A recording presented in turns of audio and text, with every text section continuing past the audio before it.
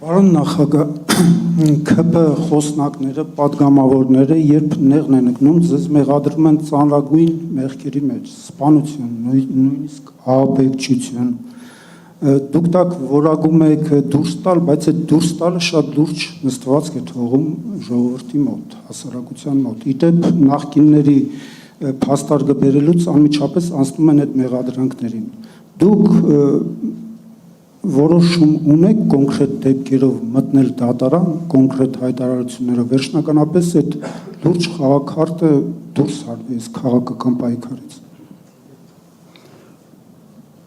Նայեք,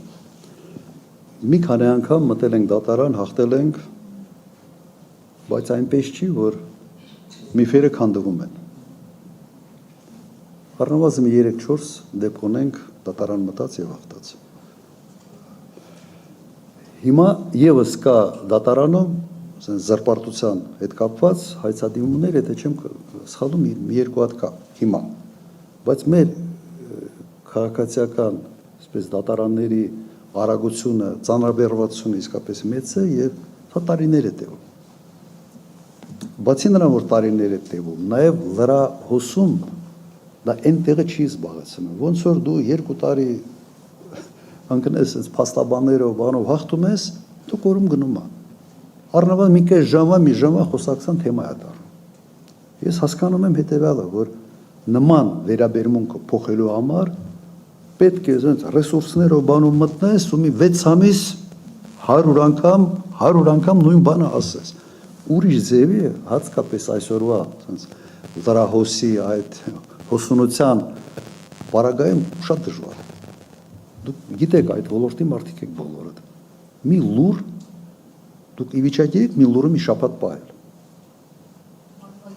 Միայն երևի մի շաբաթ լուրը պահելը ստացվում է այս պարտիավճարների հարցով եւ թոշակառուն, որ 10,000 դրամը չգիտե թե ոնց բանը ծախսել, սա вообще իմ համար շոկ էր։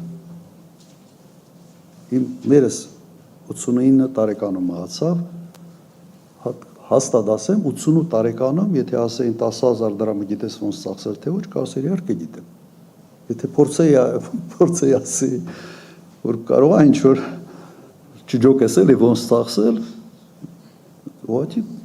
շատ լուրջ ինձանից կնեղանար։ Հիմա դուք ինչի ում-տեղ եք դրել մեր թոշակառուներին։ Ում-տեղ եք դրել։ Հիմա դա ինչի համար եմ այս օրինակը բերում, թեմաներ կա, որ ասենց ուրիշ ձև է կպնում եւ ի վիճակի եք երկար թեման պահել։ Այն ինչ որ դուք ասում եք, մի քիչ ուրիշ մոտեցում ասում։ Ես պիտի գործերս թողեի ու ասենց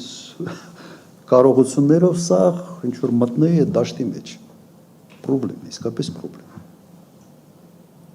Իմ դեմ այդ ձև են աշխատել, համակարգված,